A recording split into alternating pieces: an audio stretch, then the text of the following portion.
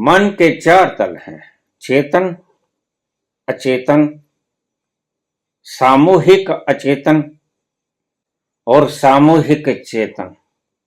ये चार तल है। सिगमंड फ्रायड ने अचेतन को दो भागों में बांट दिया। अचेतन को उसने अवचेतन और अचेतन।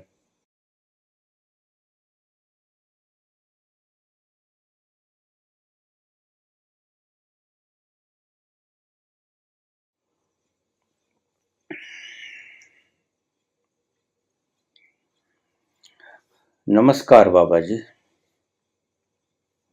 आप कहते हैं कि विष्णु भगवान ने कुबेर से ऋण लिया। देवी देवताओं के शरीर ही नहीं होता, फिर ऋण कैसे ले लिया? समझ नहीं आया। पैसे का लेन देन किस रूप में किया गया, बताने का कष्ट करें। बलबीर बिश्नोई 6080।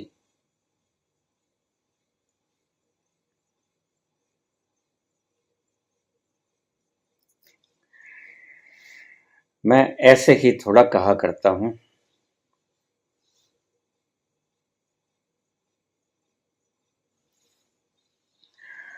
क़यामत की नजर रखने वाले क़यामत की बात कहते हैं।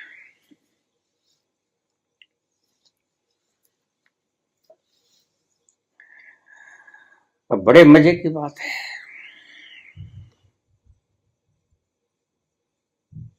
कि मैंने किस प्रसंग में कही बात आप सभी जानते हैं।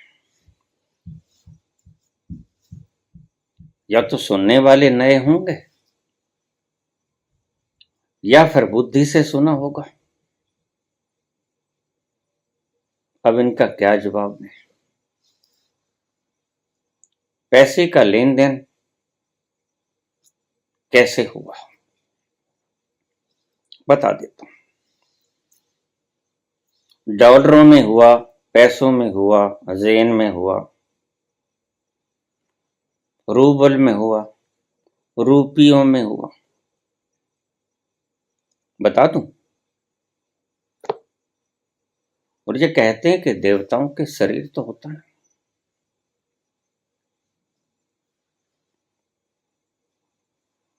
एक एक बात को बड़े ध्यान से समझना। बामुश्किल ऐसे भोले भाले लोग प्रश्न पूछा करते हैं जिनको तथा कथित सनातन संस्कृति ने करीब करीब पागल बना दिया है। और बड़े मजे की बात है, हिंदू की गलतियां मुसलमान देखता है, मुसलमान की गलतियां हिंदू देखता है, लेकिन दूसरे अपनी अपनी गलतियां नहीं देखते। ईसाई की गलतियां मुसलमान देख लेता है और पादरी की और सिख की गलतियां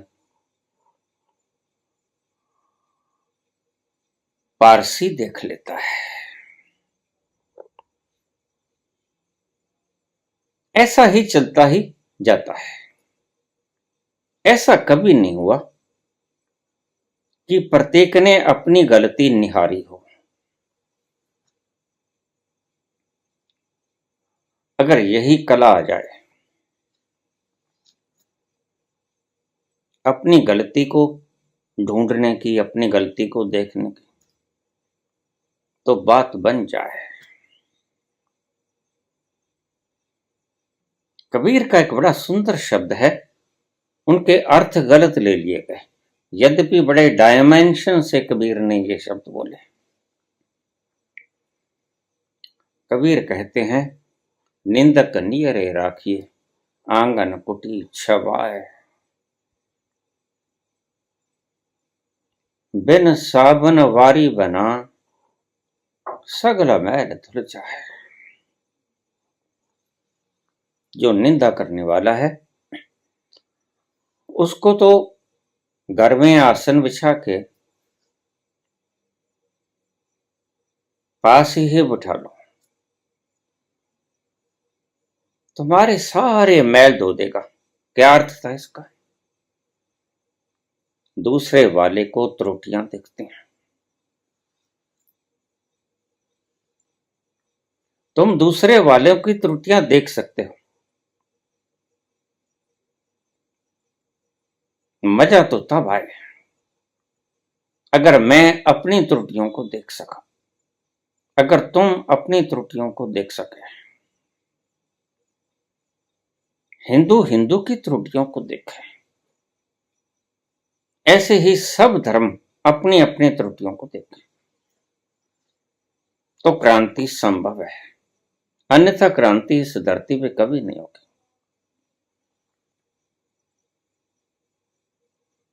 देखिए विकृति कहां तक पैर पसार गई है, देखा आपने उदाहरण। वेंकटेश्वर जी महाराज ने लक्ष्मी जी के साथ शादी करने के लिए कुबेर से ऋण लिया और ये कहते हैं कि बाबा पहली बात तो देवताओं के शरीर नहीं होता, आपको क्या पता, ये भी मान्यता है।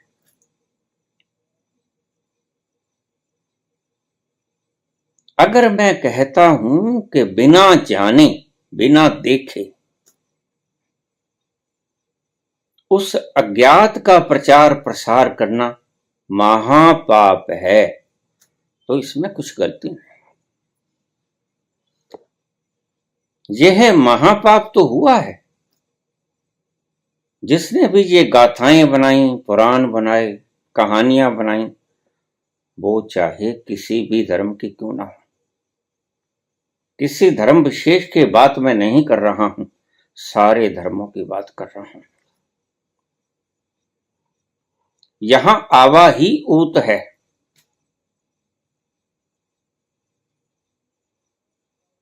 प्रज्ञ प्राणी मेरा बुरा ना माने, और अगर बुरा मान भी लेंगे तो मेरा क्या लेंगे।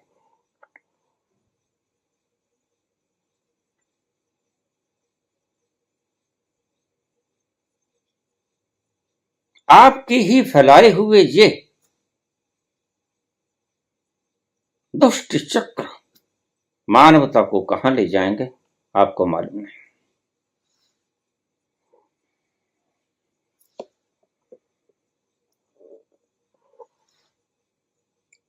फिर आप कह देते हो बाबा आप क्यों टोका टोकी करते हो। अब देखो जरा, मैंने किस संदर्भ में कथा सुनाई, एक मजाकिया लहजे में, और इन्होंने शायद नए आए होंगे, कसूर भी नहीं दिखता मुझे, क्योंकि ऐसा प्रश्न कोई भोला व्यक्ति ही पूछ सकता है जिसने मेरे अतीत के प्रवचन न सुने। कहते बाबा शरीर तो होता नहीं देवी देवताओं के, तुमको ये किसने बताया, मार्गदर्शकों ने, उनको ये किसने बताया, बड़े मार्गदर्शकों ने, उनको ये किसने बताया। अंतहीन श्रृंखला चल पड़ेगी, और इसकी शुरुआत हुई एक गपोड़ से, एक कहानी से, एक मिथक से, और वह आगे फैलता गया, ब्रांचेस होती गई, और वो ब्रांचेस इतनी गहरी हो गई कि आज आज मिथक ही मिथक है।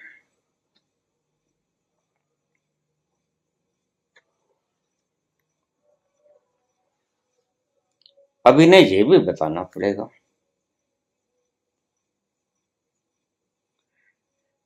कि लेन देन येन में हुआ, रूबल में हुआ, रुपयों में हुआ, कि डॉलर में हुआ, कि सोना चांदी में हुआ। फिर बेचारा विष्णु ब्याह गया लक्ष्मी के साथ, सत्यावती था उसका नाम उस जन्म में, और विष्णु का नाम था वेंकटेश। कहीं से उधार नहीं मिला, तो देवताओं ने कहा देखो ऐसा नहीं चलेगा, तुम वापस तो कहते हैं। सभी ने लेने थे, शंकर ने भी, ब्रह्मा ने भी। तो ऐसा करो, आप देवताओं के खजाना वहां पर चले जाओ, कुबेर होंगे उससे ले लेना।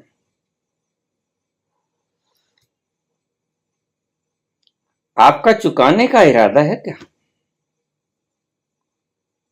बलबीर बिश्नोई जी, विष्णु जी का कर्जा चुकाने का इरादा क्या है? भगवान को ऋण मुक्त करने की इच्छा प्रबल हो गई है क्या?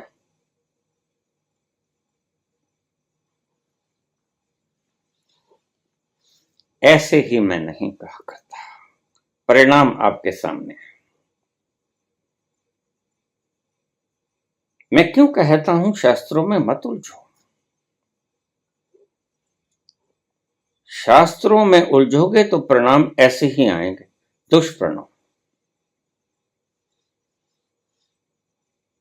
बुद्धि ऐसे ही श्रृंखलाओं में विभाजित करती रहेगी शब्दों को, यद्यपि उसे सत्य का कुछ पता नहीं कि कहानी सत्य भी है या नहीं। समस्त मानवता, इन शब्दों को पूरे ध्यान से सुन लेना। समस्त मानवता आज मान्यताओं के ऊपर जिंदा है। तुम कहोगे बाबा कैसे? समस्त मानवता आज मान्यताओं के सिर के ऊपर चलती है।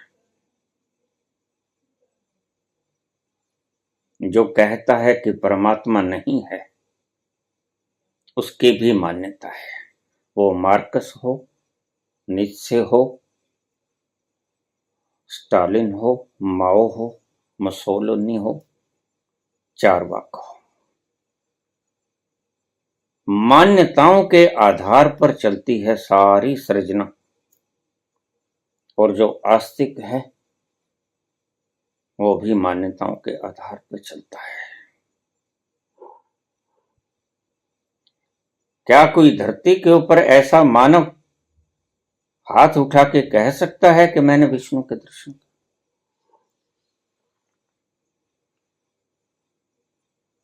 कल्पना में किए होंगे। फिर कल्पनाएं तो, स्वप्न तो बहुत से आते हैं और कल्पनाएं तो कल्पनाएं होती हैं। यथार्थ में किसने विष्णु देखा? तो अपनी बात को सही रखने के लिए कह सकते हो हाँ मैंने देखा, लेकिन नहीं देखा I can say with full surety, क्योंकि वो है नहीं। ऐसे ही कबीर नहीं बोलते कि तुम कहते कागद की लिखी और मैं कहता आंखन देखी।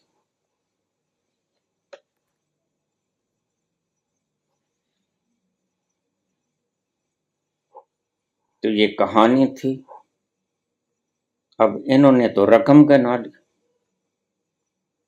और इन्होंने तो बड़ा सत्य बताया। मुझे तो आज तक पता भी नहीं था कि देवताओं के शरीर ही नहीं होता, फिर और क्या होता है भाई?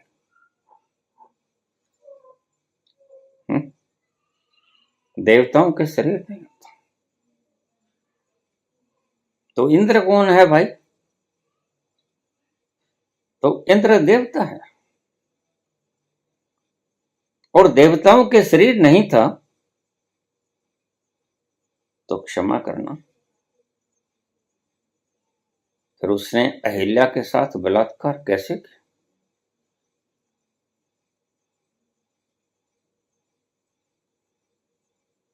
फिर कैसे गौतम ने उसे श्राप दिया और कैसे शतानंद ने उसे श्राप मुक्त किया? लेकिन तुम्हारी कहानियां बाइपोलर हैं।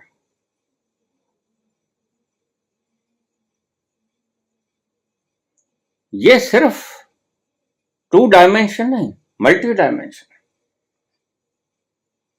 पुराणों को पढ़ पढ़ के तुम पागल हो जाओगे। हमने लिखने की आजादी क्या दे दी इन पंडितों को, ये उच्छृंखल हो गए, ये बंदरों की तरह उछल कूद मचाने लगे।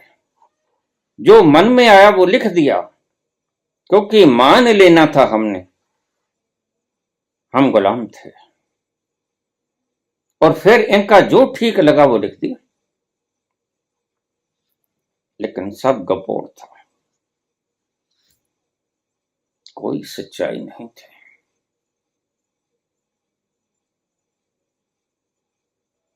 तुम ईमानदारी से जीवन को जियो, क्या आपत्ति है? अगर ईमानदारी से जीवन जीने लगे तो क्या आपत्ति है? आपत्ति है कथावाचकों को।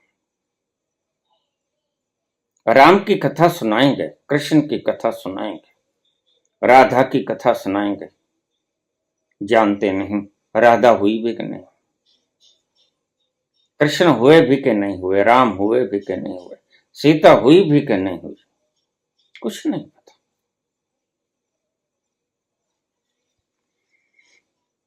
कथावाचकों को फर्क पड़ेगा। आप काहे डूबे चले हो इन कथावाचकों के साथ? इनका तो लोभ है।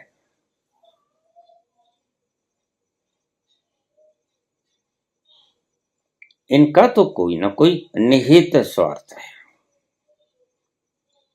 इन्होंने तो एक कथा के 7 दिन के पैसे लेने हैं, मुआवजा लेना है। 10-20 लाख 50 लाख लेके ये तो उड़ जाएंगे,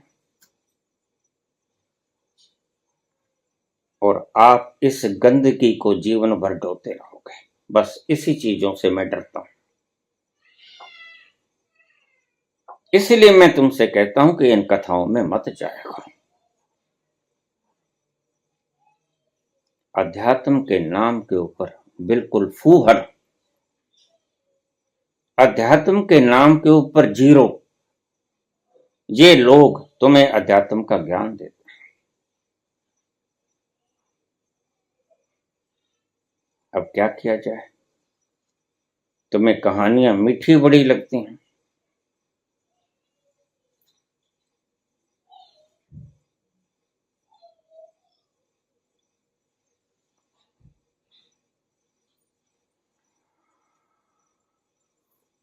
किसी भी कथाकार की कहानी को सुनो मत।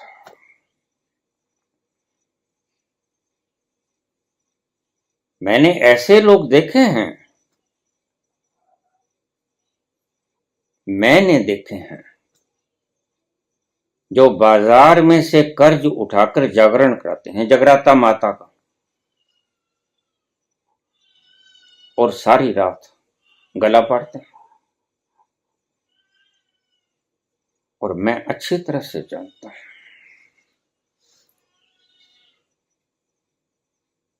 वो शेरा वाली है माते, उसका गुणगान करने के लिए शराब पी के आ जाता है,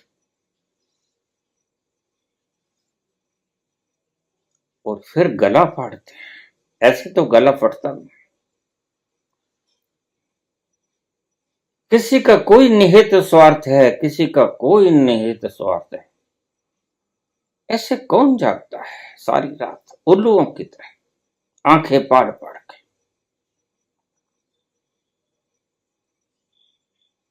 अब ये महानुभाव ने प्रश्न पूछ लिया, अब क्या जवाब दोगे इसका? तो भाई देखो, अगर तो आपका कर्ज उतारने का इरादा है तो मैं कुबेर से पूछ देता हूं। जैसे दावा करते हैं ना हम न्यायालयों में, तो वहां वकील पूछ लेते हैं कई बार, कुछ सरफरे होते हैं कि तुमने रुपए कौन से दिए थे, नोट कौन कौन से थे, कितने थे, एक जगह बंधे थे या 2 जगह बंधे थे, या झोले में थे या कैसे थे?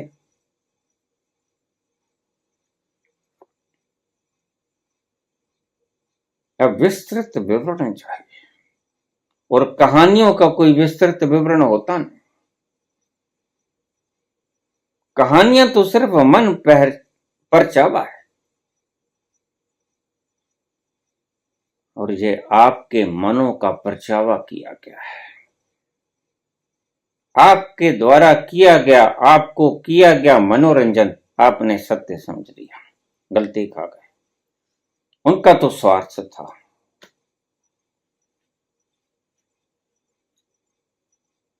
उन्होंने तो कहानी सुना दी और फुर्र हो गए।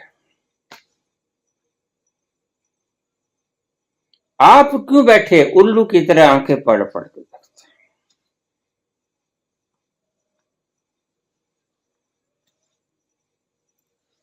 एक वक्त मुझसे कहने लगा, मैंने कहा रहा तू भी कथा में चला गया?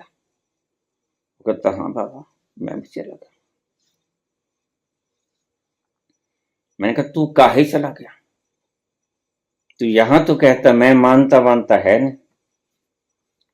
अरे बाबा क्या बताऊं, तुम्हारे से कैसी छुपा भी लूंगा तो तुम अंतर्यामी हो।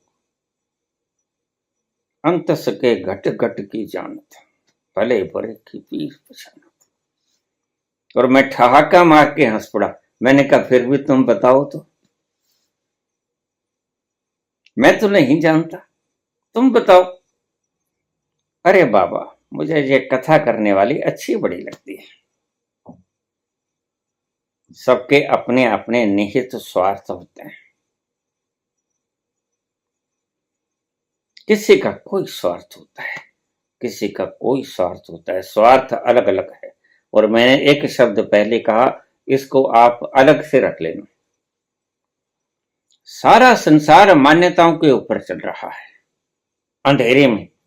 यहां रोशनाई है नहीं।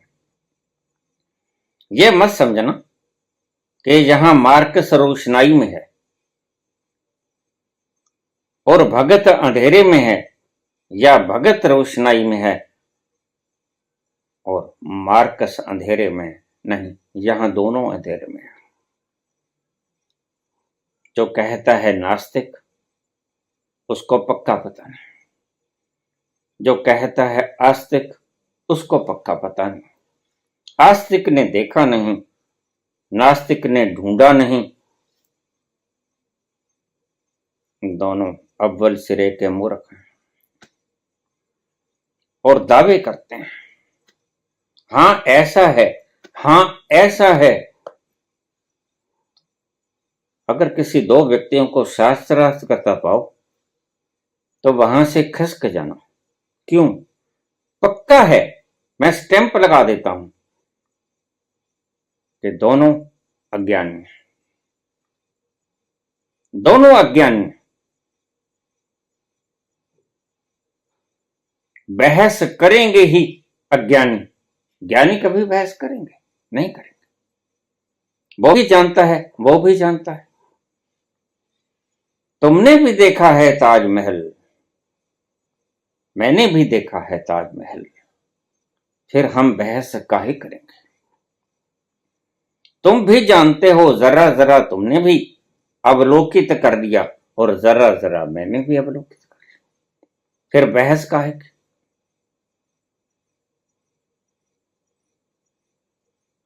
अगर दो व्यक्तियों को बहस करते पाओ तो समझ लेना दोनों अज्ञानी हैं।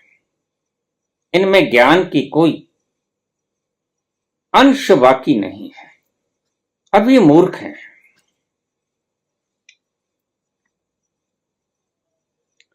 देवी देवताओं के शरीर नहीं होता, और फिर ऋण कैसे लिया समझ में नहीं आया।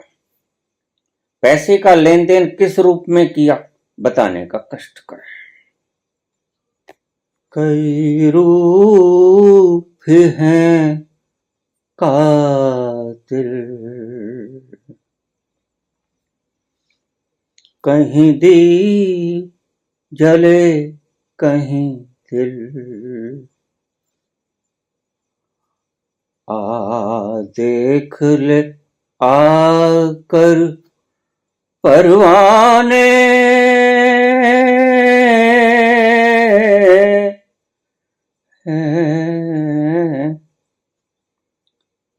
कहीं दीप जले कहीं दिल।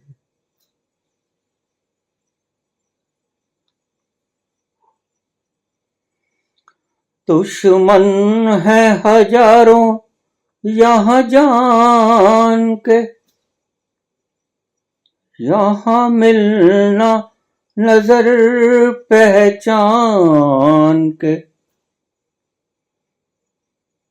कई रूप भी हैं कातिल,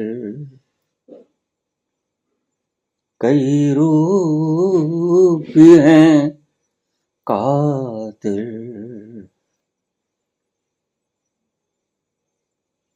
चल देख ले आकर परवाने,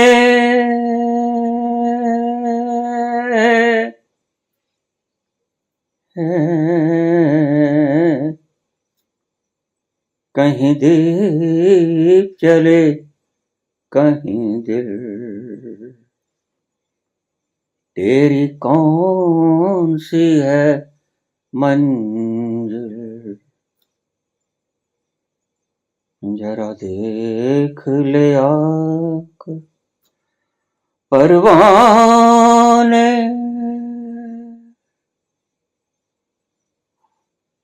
कई रूप भी हैं कातिल, कहीं दीप जले कहीं दिल। आ देख ले आकर परवाने।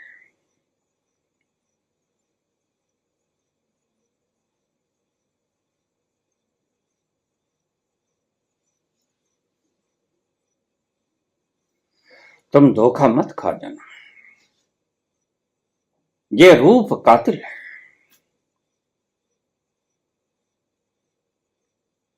तुम धोखा मत खा जाना, जरा जाग के होशियारी से चैतन्य बनके मूर्छित मत हो जाना। यहां संभल संभल के चलने की आवश्यकता है। यहां पल पल के ऊपर कांटे,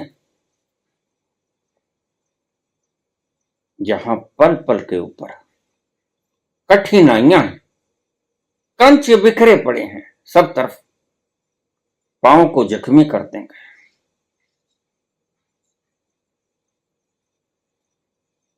बच के चलना, होशियारी से चलना। देखो इन्होंने तुम्हें निगल लिया, ये सब निगलने के इरादे हैं। ये सब मूर्तियां किसी और कारण से बनाई थी, लेकिन जैसे तुमने बिगाड़ लिया। कहानी कुछ और थी, ऋषियों ने कुछ और खोज की थी, सनातन कोई और खोज लिए था, लेकिन तुमने उसे कहानियां समझ लिया और उन कहानियों में से प्रश्न निकालते चले गए। भला कहानियों के भी प्रश्न हुआ करते हैं? प्रश्न होते हैं जिंदगानियों के, कहानियों के प्रश्न थोड़े हुआ करते हैं। तुम कहानियों में से प्रश्न ढूंढ लेते हो, यहीं मार खा जाते हो। और प्रत्येक धर्म में ऐसी कहानियां प्रचलित हैं। इसलिए सभी दुखी हैं, सभी भमत्रे फिरते हैं, घन चक्कर की तरह चक्कर खाए जाते हैं। किसी को कुछ समझ नहीं आता, कहां चैन मिलेगा।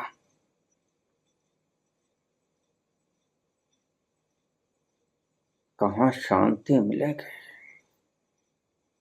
कहां आनंद का वो सरोवर आएगा, नहीं पता लगता। किसने उलझाया, किस दुष्ट ने उलझाया? इन मार्गदर्शकों ने उलझाया।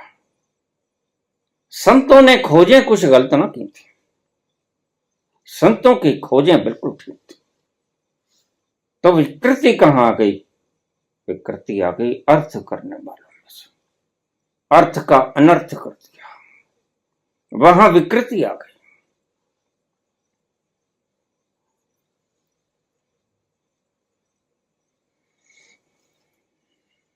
मैं गौशाला मंदिर में जाया करता था, सभी को मालूम है, वहां बैठ जाया करता। वहां एक तख्तपोश था, सामने बरामदा था, बरामदे के पीछे कोठड़ियां थी और तख्तपोश के ऊपर एक पंखा लगा था। मैं यहां दीवार के साथ सर लगा के आराम से बैठ जाया करता था, पंखे की ठंडी हवा खाया करता था। गर्मियों के दिन थे, मैं आनंद से बैठा। गलती से सामने की खिड़की खुली रह गई, मदहोशी में भूल गया। इस तरफ का गेट लगा दिया, मेन गेट के ऊपर मैंने दरवाजा ना लगाया, ताला ना लगाया। अपनी मस्ती में मैं पड़ा।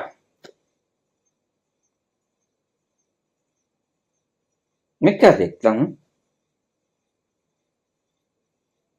कोई थोड़ा सा खटका कर रहा है। उस खटके से मेरी आंख खुली।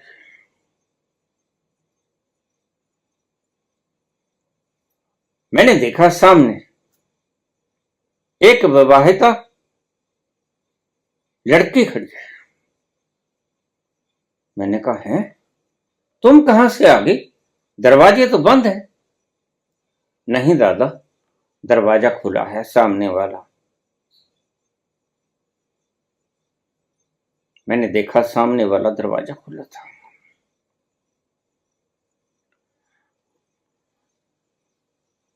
मैंने कहा, बेटे तुम क्यों आए?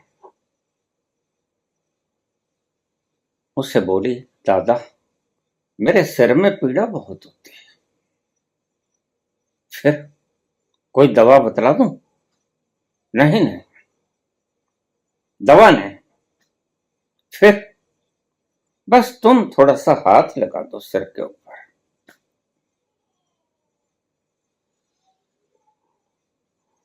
मेरे ख्याल में कहीं राजस्थान में ब्याही थी वो, क्योंकि राजस्थानी वैसे ही चुनरी ओढ़ रखे थे। मैंने कहा, सिर के ऊपर हाथ लगाने से क्या होगा बेटी? बाबा मेरे सिर का दर्द ठीक हो जाएगा। एक बार तो मैं खुद ही चक्कर खा गया।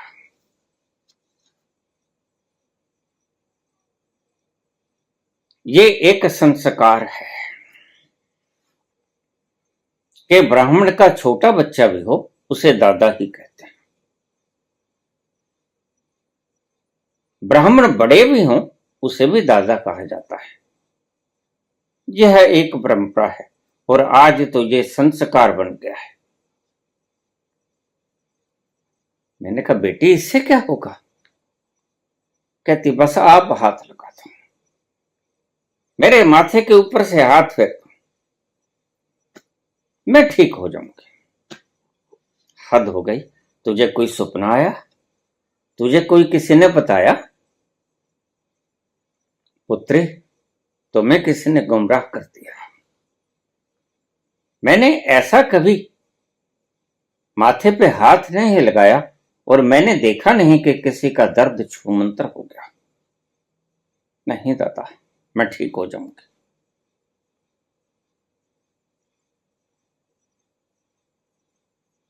मेरे माथे के ऊपर से हाथ फेर दो, मैं ठीक हो जाऊंगी। कई वर्षों से मेरा सिर दर्द हो रहा है। अरे बेटी, तुझे किसी ने वास्तव में गलत बहका दिया। तू डॉक्टर के पास जा, किसी वैद्य के पास जा, उसके पास दवाई ले ले, इससे कुछ नहीं होने वाला। यह तेरे मन का भ्रम है। लेकिन वो तो अड़ गई। नहीं, मैं ठीक हो जाऊंगी दादा। किंग कर्तव्य विमूढ़, एक बार तो मैं भी असमंजस में पड़ गया। ऐसा तो कभी ना हुआ था और मैंने ऐसा प्रयोग कभी किया भी नहीं था। आज इसने कैसा सवाल किया।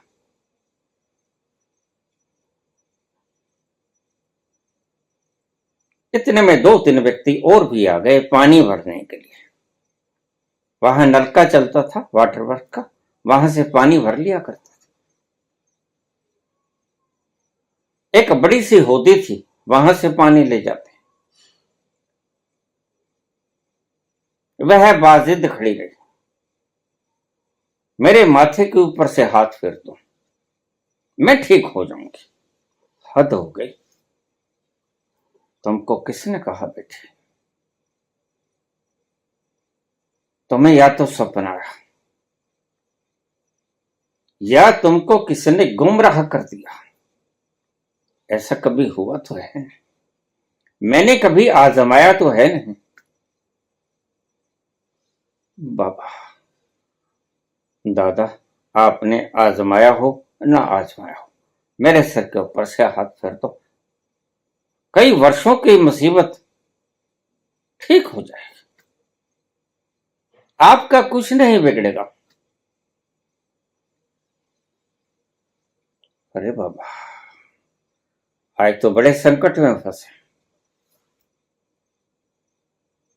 और अगर ये ठीक ना हुई तो इसकी श्रद्धा टूट जाएगी। ये सब काम थे श्रद्धा के। अगर श्रद्धा इतनी गहरी है, श्रद्धा इतनी गहरी है तो गोल खिलाई कितनी गहरी है? 100%। एक जर्रा भी, एक अंश भी उसमें अश्रद्धा का नहीं है। श्रद्धा, परिपूर्ण श्रद्धा, अविश्वास की एक बूंद भी नहीं। अगर ऐसी श्रद्धा है तो वह गुल खिलाएगी। मैंने कहा नहीं मानेगी, नहीं मानोगे।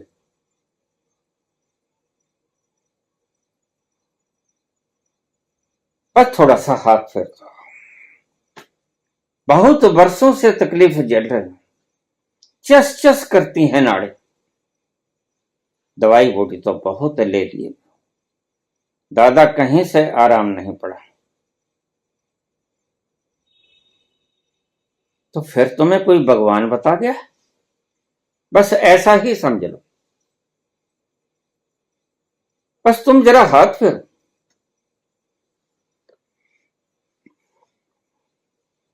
मैंने ऊंचे सांस भरी। बड़े धर्म संकट में फंसे, अब क्या किया जाए। लेकिन वो लड़की बाजिद खड़ी।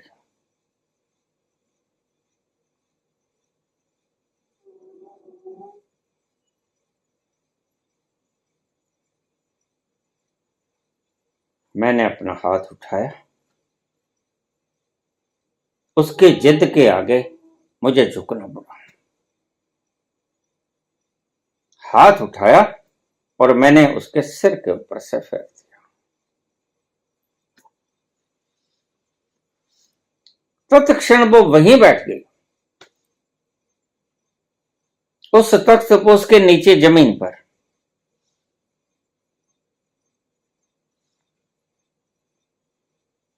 मैं घबराया।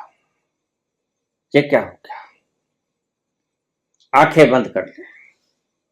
ऐसी स्थिति उसकी करीब 15 मिनट रही होगी और 15 मिनट के बाद उसने आंखें खोली। इतनी देर मेरी घबराहट थमी नहीं। ये क्या हुआ?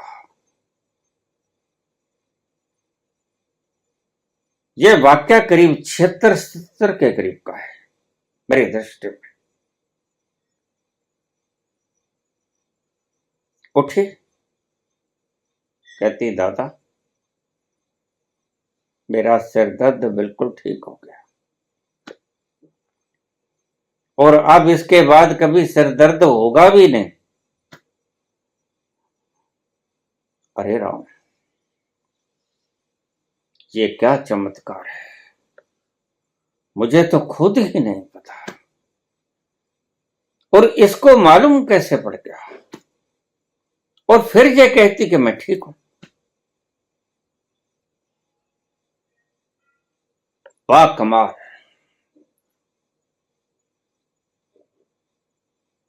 और उसके बाद धीरे धीरे पग से वो चले गए। लेकिन वो तो चले गए, लेकिन मैं कई दिन तक सोचता रहा ये क्या हुआ। फिर मुझे समझ आया, श्रद्धा की चरम अवस्था, श्रद्धा की चरम अवस्था चमत्कार करते हैं। फिर समझना, श्रद्धा की चरम अवस्था चमत्कार करते हैं।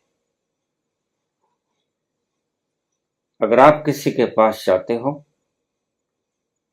और आपके मन में श्रद्धा नहीं है और आप कहते हो कोई चमत्कार दिखाओ, वह नहीं दिखा सकेगा। क्यों? क्योंकि आप श्रद्धावान नहीं हो, रिसेप्टिव नहीं हो आप उन किरणों के प्रति, आप अटैकिव हो। इसलिए मैं सदा से कहा करता हूं कि यह अंधश्रद्धा निर्मूलन कमेटी के सदस्य, इनको कभी कोई चमत्कार देखने को मिलेगा नहीं। कारण यह है कि ये रिसेप्टिव माइंड है, ये अटैकिव प्रवृत्ति के हैं। श्रद्धा अगर तुम्हारे मन में उपज जाए तो चमत्कार होते हैं, उसके लिए तुम भी जिम्मेवार हो, तुम ही जिम्मेवार हो। सही पूछो, मैं जिम्मेवार नहीं था, मैंने कुछ नहीं किया, सिर्फ वो लड़की जिम्मेवार थी, उसके मन में श्रद्धा थी। अगर इसने मेरे माथे के ऊपर से हाथ लगा दिया तो मैं दर्द विहीन हो जाऊंगी और सदा के लिए दर्द मुक्त हो जाऊंगी। यह फार्मूला तो मुझे भी ना पता था, लेकिन धीरे धीरे समझ आया कि श्रद्धा कितना गुल खिलाती, और बाद में तो इसकी पूरी फिलॉसफी समझ आ गई। खोजें करता गया, परत दर परत उगड़ते चले गए, और भीतर का सारा रस उमड़ पड़ा और मुझे दिख गया कि सेंस क्या है कारण।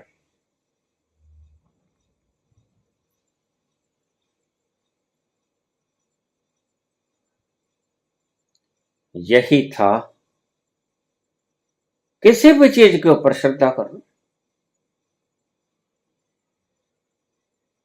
जप तप पाठ पूजा भक्ति भजन कीर्तन सुमरन, किसी भी चीज को तुम निमित्त बना सकते हो। ध्यान से समझना पूरी कहानी को, और बार बार सुनना, समझाएगा आपको। मैं तुमसे अगर कहता हूं कि नाम जप में कुछ नहीं, तो मैं ये नहीं कहता कि नाम जप में कुछ नहीं। तुम भूल जाते हो, तुम बात को उल्टा ले लेते हो। मैं तुम्हें कहता हूं कि तुम 100% इन्वॉल्व नहीं हो सकते, कितना भी जोर लगा लो। और यही होता है, जप में आदमी 100% इन्वॉल्व नहीं हो पाता, 80, 90, अटक जाएगा। कोई एक मीरा, कोई एक नानक गायन में तल्लीन होता है, कोई एक कबीर सुरती में तल्लीन होता है। और अब इस सूत्र को समझ लेना,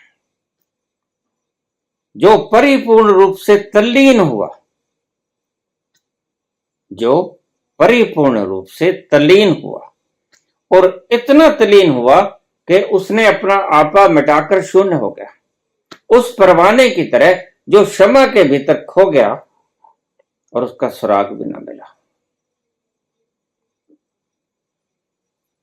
और ऐसा तुम कर नहीं सकोगे, मैं अच्छी तरह से जानता हूं।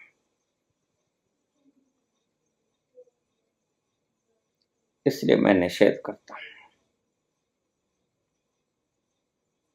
फिर यह भी समझ में आया कि कैसे धन्ना भक्त को जड़ पत्थर में, जो बोलता नहीं, अनघड़ा पत्थर है, उसमें से परमात्मा के दर्शन हुए।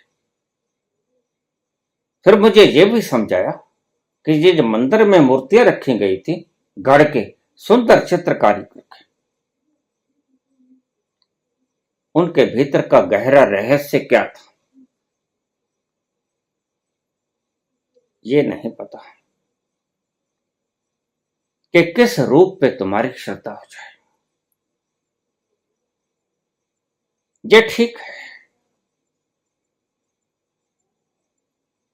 वह रूप विष्णु का हो सकता है, वह रूप ब्रह्मा का हो सकता है, वह रूप दुर्गा काली का हो सकता है, लेकिन रूप तो कोई भी बना लो, रूप तो अनगढ़े पत्थर का भी बना लो, वह तो साकार तो है। रूप कोई मायने नहीं रखता, तो मायने क्या रखता है? मायने रखती है तुम्हारी श्रद्धा। श्रद्धा विश्वास रूपिणो या व्याम बिना न पुष्यन्ते। अगर श्रद्धा परिपूर्ण है, यहां चूक गए तुलसे, अगर थोड़ी व्याख्या में परिपूर्ण रूप से लिख देते, परिपूर्ण श्रद्धा, संदेह का एक जर्रा भी ना हो, संदेह का एक जर्रा भी ना हो तो नाम भी काम करेगा। संदेह का अगर एक जर्रा भी ना हो तो मूर्ति भी काम करेगी, और अगर एक जर्रा भी ना हो संदेह का तो अनगढ़ा पत्थर भी धन्ना को पहुंचा देगा। रामकृष्ण परमहंस के केस में क्या हुआ? मां की मूर्ति के साथ श्रद्धा हो गई, गहन श्रद्धा हो गई, पूजा करते करते करते करते। इसकी साइंटिफिक प्रोसेस क्या है ये मैं आपको समझाता हूं आज। मन के 4 तल हैं, चेतन, अचेतन, सामूहिक अचेतन, सामूहिक अचेतन और सामूहिक चेतन, ये 4 तल है। सिगमंड फ्रायड ने अचेतन को 2 भागों में बांट दिया। अचेतन को उसने अवचेतन और अचेतन इन भागों में बांट दिया। जो कम गहरा है वो अवचेतन, जो ज्यादा गहरा है वो अचेतन, अनकॉन्शियस। जो कम गहरा वो सबकॉन्शियस, जो ज्यादा गहरा वो अनकॉन्शियस। और जिस दिमाग से आप काम लेते हो, मन से काम लेते हो, वह है कॉन्शियस।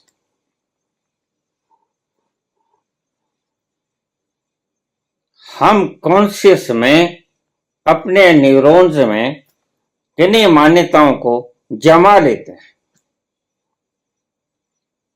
और जब भी हमने कोई मान्यता अपने कॉन्शियस मन में जमा दी तो वह दूसरी मान्यता को भीतर नहीं प्रवेश करने देगी, वह लड़ाई झगड़ा करेगी। बस यहीं तुम मार खा जाते हो। जीवन के सत्य बहुत गहरे छिपे हुए हैं।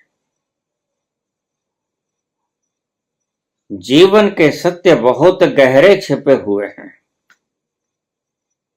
जीवन के सत्य चेतन के बाद अवचेतन और फिर अचेतन और फिर सामूहिक, कोलेक्टिव अनकॉन्शियस, और उसके बाद कोलेक्टिव कॉन्शियस, सामूहिक चेतन, जो हमारा सबका इकट्ठा है। सामूहिक अचेतन भी हमारा इकट्ठा है।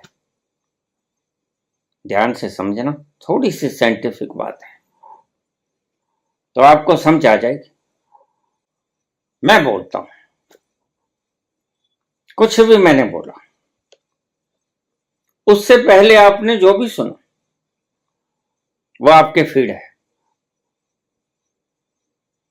मैं जो बोलता हूं उससे पहले आपने जो सुना और जो फीड है वह उसकी काट छांट करेगा।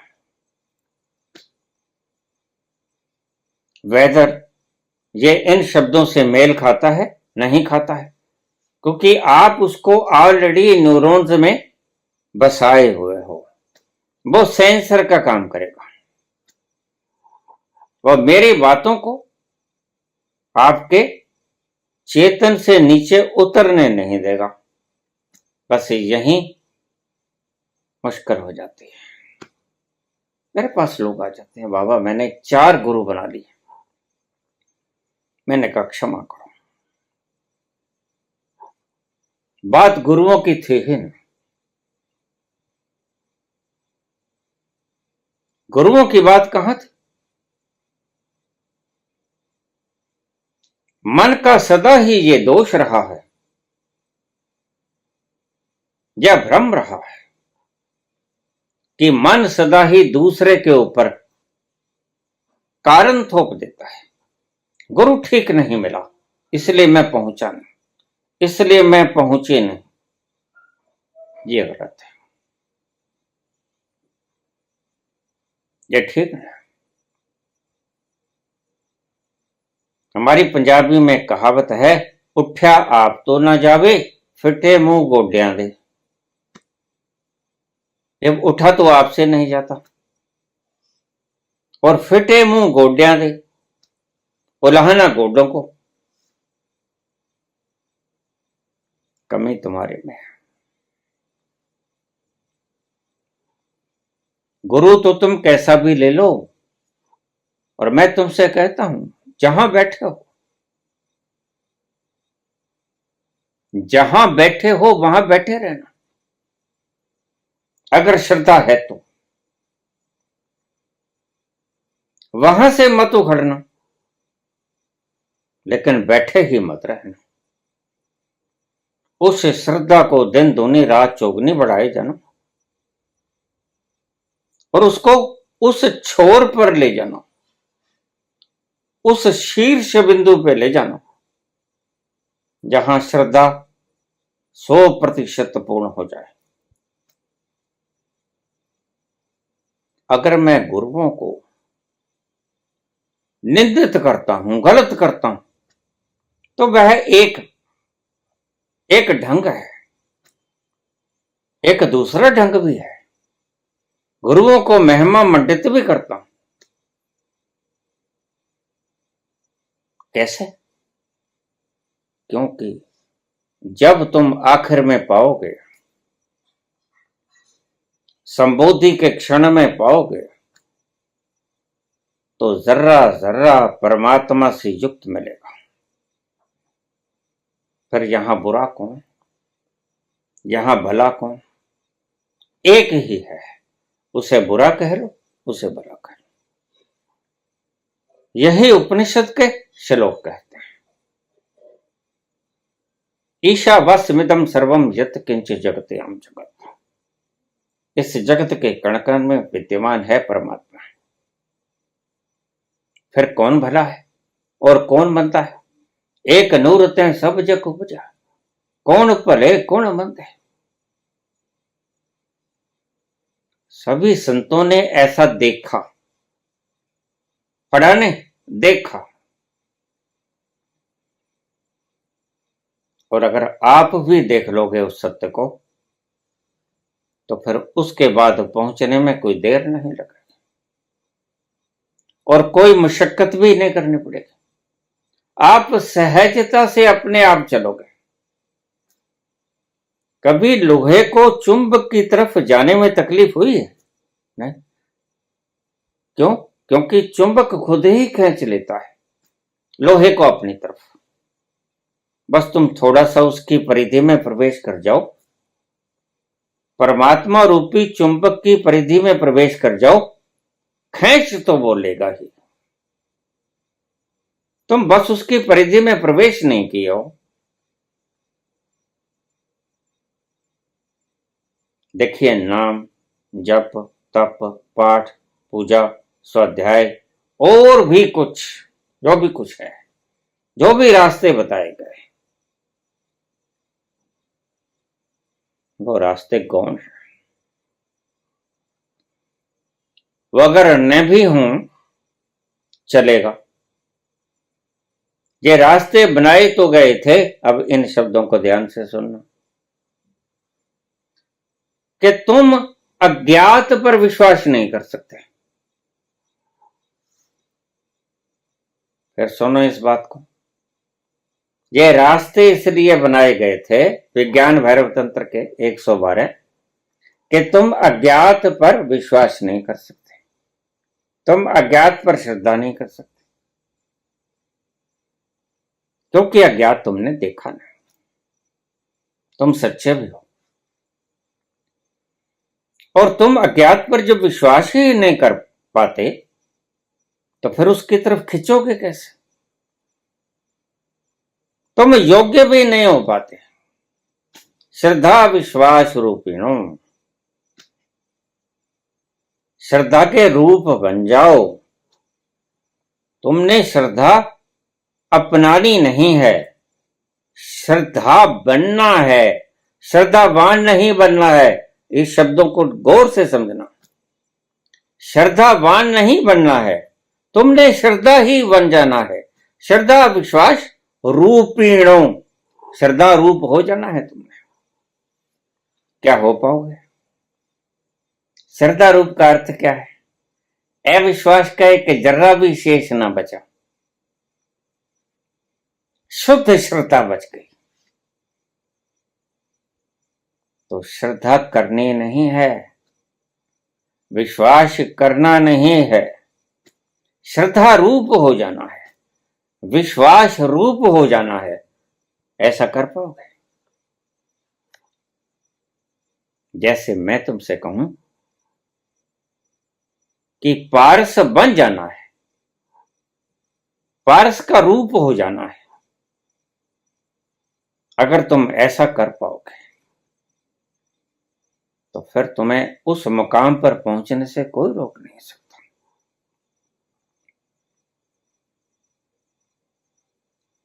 तुम श्रद्धा करते हो, बस यहीं चूक जाते हो। शब्द बड़े गहरे हैं, बड़े बारीक हैं, ध्यान से समझने पड़ेंगे, हृदय में उतारने पड़ेंगे। तुम श्रद्धा करते हो, लेकिन श्रद्धा करते करते तुम इधर उधर हो जाते हो, श्रद्धा रूप नहीं होते। और जब तक तुम श्रद्धा विश्वास रूपिणी उसका रूप ही नहीं धर लेते, तब तक तुम पहुंच नहीं सकते। यह है कीमिया भीतर की, यह है साइंटिफिक इन्वेंशन। अगर तुम श्रद्धा रूप हो गए तो पहुंचने में एक क्षण भी नहीं लगेगा। उसी क्षण तुम छटक से उसमें गिर जाओगे जो कि तुम हो। तुम अपने स्वरूप में स्थिति प्रज्ञ हो जाओगे। दिक्कत क्या है? न तो गुरु में दिक्कत है। इसलिए मैं सदा से कहता हूं कि गुरुओं को त्याग दो। ये झूठे हैं, ये आपको लूटेंगे, ये आपका समय बर्बाद करेंगे। आप गुरुओं को अपना लेते हैं फिर छोड़ देते हैं। मेरे पास 10-10 गुरुओं को छोड़े हुए लोग आ जाते हैं। मैं कहता हूं भाई प्रणाम, बात गुरुओं की है ही नहीं, बात तुम्हारी है।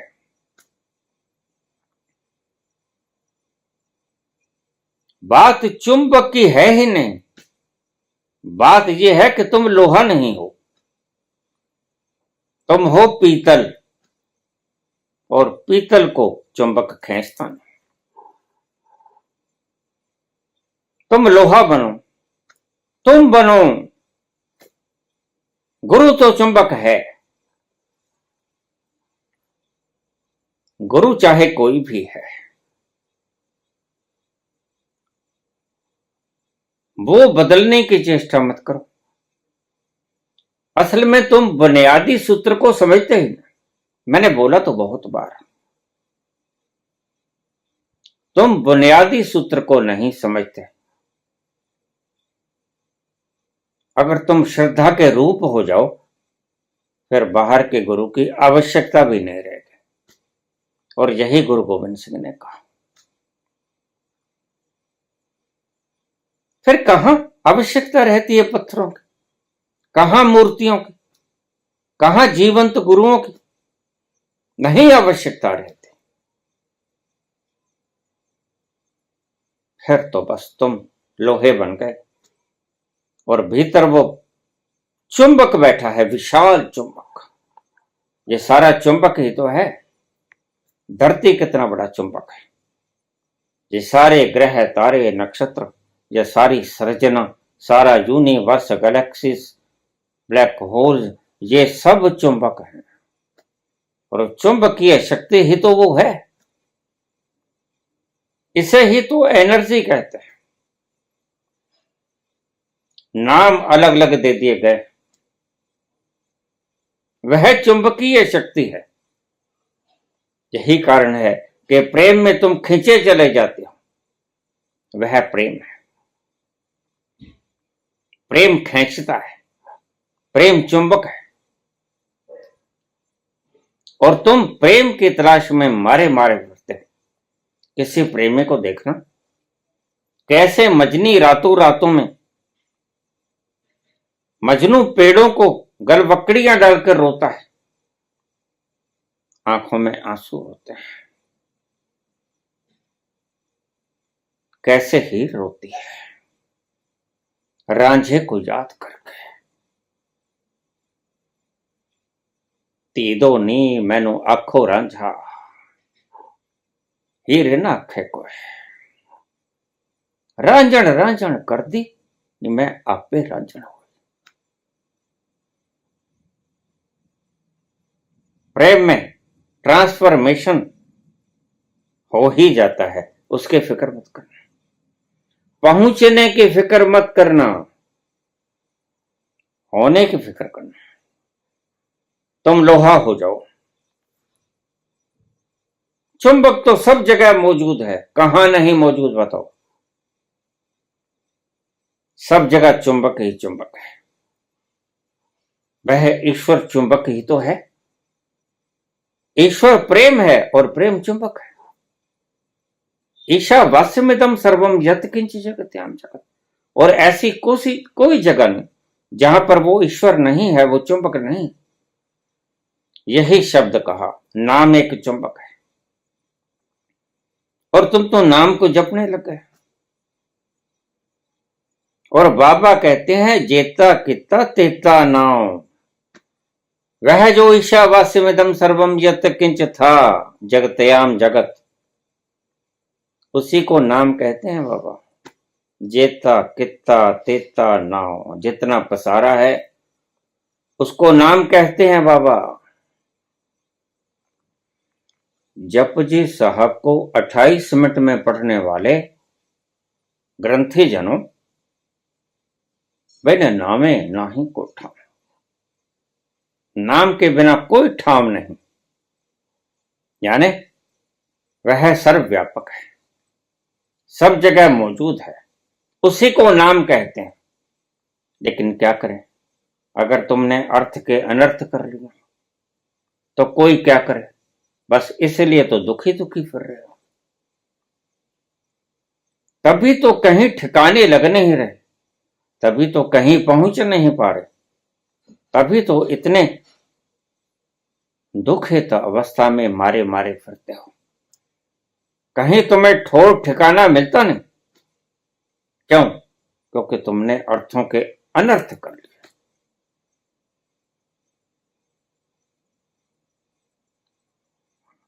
ना विष्णु, ना ब्रह्मा, ना महेश, ना दुर्गा, ना पार्वती, ना सरस्वती, कुछ नहीं। जिसके ऊपर तुम्हें श्रद्धा हो जाए, जिसके कारण जो तुम्हारी श्रद्धा को बनाने में, तुम्हें श्रद्धा रूप बनाने में सबब बने। एक एक शब्द को बड़े ध्यान से सुनना। जो तुम्हें श्रद्धा रूप बनाने में सबब बने, वो ही गुरु। अब इसको एक बार फिर से दोहरा लो। काम करेगी श्रद्धा। तुम चाहो कि बिना श्रद्धा के हम अपने उस तल को छू लें, मुश्किल है। श्रद्धा आती है समर्पण से। वर्ण सही पूछो तो समर्पण और श्रद्धा पर्यायवाची हैं।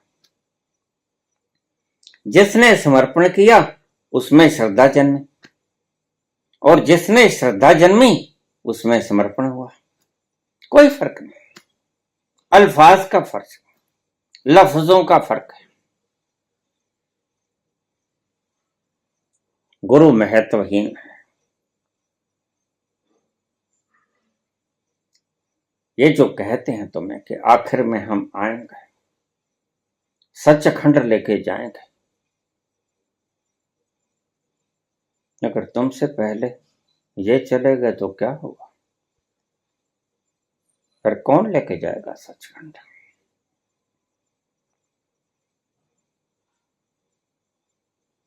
तुमसे पहले ये चले गए तो क्या होगा? इन भ्रांतियों में मत पड़ना। यह गुरु की निशानियां नहीं, यह तो एक ठगी है, और यह तो एक व्यापार है। तो मैंने आपसे पहले ही कहा कि प्रयोजन अलग अलग हो सकते हैं, हित अलग अलग हो सकते हैं। कोई किसी हित से काम करेगा, कोई भगवान के नाम का इस्तेमाल गद्दियों को पाने के लिए करेगा, कोई मान सम्मान को पाने के लिए करेगा, कोई धन प्राप्ति के लिए करेगा। सबकी अलग अलग इच्छाएं होंगी, लेकिन जो निरिच्छा है, जो बिना इच्छा है, जो सिर्फ इच्छा विहीन होके श्रद्धा रूप बन जाता है, इन एक एक शब्दों को आप खंगाल देना, इनको एनालाइसिस करना कि इनके जर्रे जर्रे को तोड़ देना, और फिर देखना उसके भीतर है क्या। ऐसा विश्लेषण करना इन शब्दों का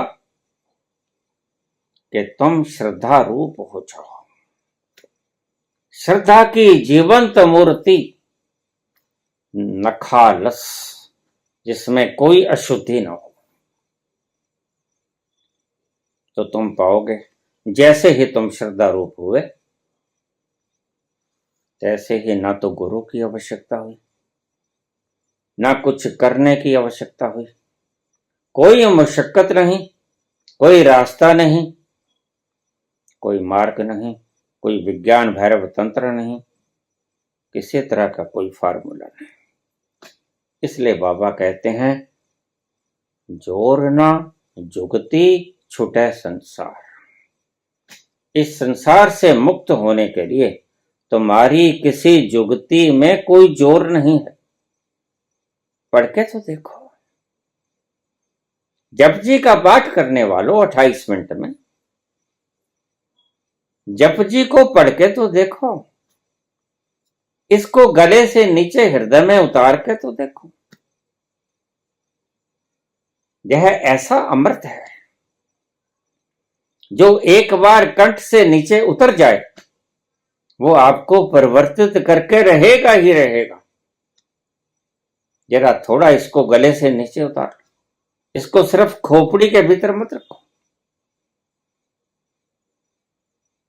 जो चीज आपकी खोपड़ी के भीतर उतर गई, जो चीज चेतन से नीचे अचेतन में चली गई, बस आप बेफिक्र हो जाना, वो तुम्हें प्रवर्तित कर ही देगी।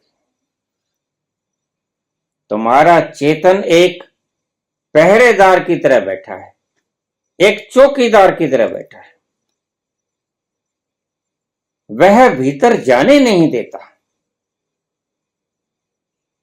उसके हाथ में लठ है, लठ, भीतर प्रवेश न करने देता। मैं बोलूंगा, मेरे शब्दों को सेंसर करेगा। फिर आपने मुझको सुना कहा, फिर तो आपने वही सुना जो सुनना चाहते थे। अगर काट छाट ही दिया तुमने, तो फिर मेरे शब्द शब्द कहां रह गए? फिर तो आपके ही शब्द हो गए। जो आप सुनना चाहते थे वही आपने सुन लिया। महावीर ऐसे ही नहीं कहते कि सच्चे श्रावक बनो। मतलब क्या है? मतलब ये कि जो मैं बोलता हूं उसको बिना बाधा के निर्बाध रूप से अपने भीतर प्रवेश करने दो। हटा दो सब पहरे, चेतनता की खोपड़ी के सब पहरे हटा दो। मेरे शब्दों को घुस जाने दो अचेतन में, और फिर तुम रूपांतरित होते पाओगे अपने आप को। मुश्किलात यही होती है कि तुम्हारा चेतन रोक लेता है। फिर अगर विष्णु ने कर्जा लिया था तो फिर देवताओं के शरीर तो होते हैं। ऐसे ऐसे प्रश्न उत्पन्न होंगे। फिर कौन सी जगह थी, रकम कैसे दी गई, लेन देन कैसे हुआ, वही खाता दिखाइए, प्रमाण दीजिए। और व्यक्ति की खोपड़ी खोजी स्वभाव की है। ऐसा मत समझना कि सिर्फ प्रश्न आस्तिक ही ऐसे करते हैं, नास्तिक भी ऐसे ही प्रश्न करते हैं।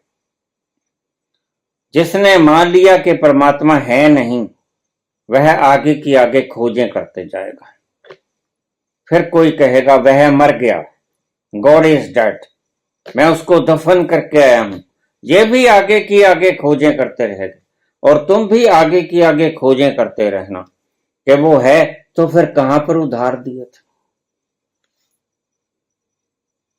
बस यही मार खा गए। इसलिए मैं तुमसे कहता हूं, इन दुष्टों को मत सुनना। ये तुम्हें ऐसा उलझाएंगे कि ताब नहीं आएगा। फिर तुम्हारा मन भुचक्कता हुआ खोज नहीं पाएगा कि सत्य क्या है। शब्दों के कोलाहल में सत्य गुम हो जाएगा, और सत्य बड़ा महीन होता है। सत्य जुगनू की चमक वाला होता है, बड़ी महीन चमक होती है। वह तुम्हें दिखती भी नहीं, बामुश्किल दिखती है।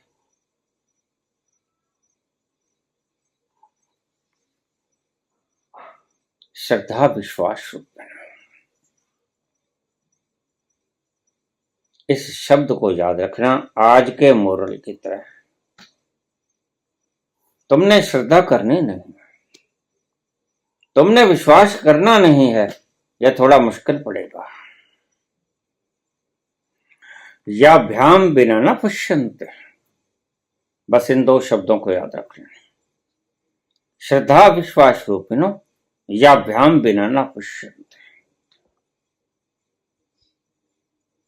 श्रद्धा का रूप बनना है, श्रद्धा करने नहीं। विश्वास का रूप बनना है, विश्वास करना नहीं। विश्वास का रूप कब बन पाओगे? श्रद्धा का रूप कब बन पाओगे?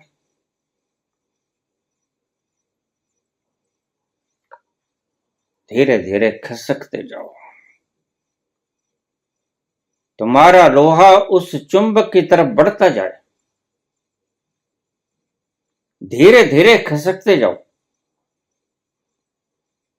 वह तुम्हें खींचे जाएगा और तुम खींचे चले जाना, तुम अवरोध मत करना। और एक दिन ऐसा आएगा बूंद समानी समुद्र में, जब तुम मैग्नेट के साथ एकाकार हो जाओगे। तुम्हारा लोहा मैग्नेट के साथ एकाकार हो जाएगा। वह परमात्मा खींचेगा और तुम अवरोध मत पैदा करना, तुम खींचे चले जाना। वह प्रेम स्वरूप है, उसका स्वभाव है खींचना। मुश्किलात होती है कि तुम खींचते नहीं, तुम अपने आप को बचाए चले जाते हो, तुम पहरेदार बनकर बैठे रहते हो, तुम लठ हाथ में लिए रहते हो। इस लठ को परे भगा दो, इसको फेंक दो, निहत्थे हो जाओ और बुद्धि को खुला छोड़ दो। शब्दों को भीतर उतरना दो और शब्द तुम्हारे भीतर जाकर कंठ से नीचे उतरेंगे, हृदय में प्रवेश करेंगे, हृदय से जाएंगे अंतस्थल में, जहां तक जा सकता है शब्द, और उससे आगे फिर वो खींचने वाला खुद ही खींच लेगा। वह खींचने के लिए सदा तत्पर है। एक क्षण भी तुमने कभी देखा अनंतनाथ को बजते हुए? एक क्षण के लिए रुका? यही है अट्रैक्शन पावर। एक क्षण के लिए वो रुकता नहीं, गाता ही चला जाता है। उसकी फोर्स ऑफ ग्रेविटेशन कभी रुकती नहीं, तुम्हें खींचती ही चली जाती है और तुम खींचते ही चले जाना। और एक दिन तुम पाओगे, तुम्हें पता भी नहीं चलेगा कब तुम मैग्नेट के साथ एकाकार हो गए, कब बूंद समुद्र में मिल गई और तुम उस परम पिता परमात्मा के साथ यकसां हो गए, यक रूप हो गए। फिर तुम कहे उठोगे, तुम ये वाक्य महावाक्य उच्चारण करोगे, अनल हक अहम ब्रह्मास्मि, मैं खुद खुदा हूं। धन्यवाद।